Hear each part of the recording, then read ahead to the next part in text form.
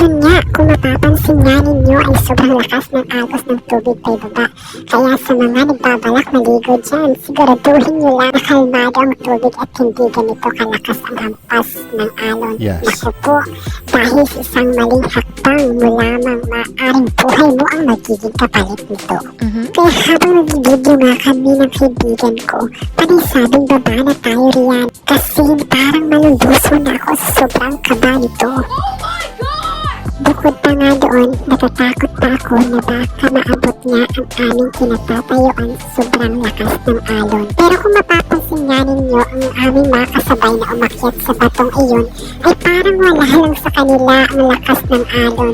Bakit kaya sa amin parang ang bigat-bigat na sa dibdib sa kaba kung paano kami makakababa? At yan nga lang po nagtatapos ang aking video. Maraming salamat sa panonood. Puli, God bless you. And I thank you.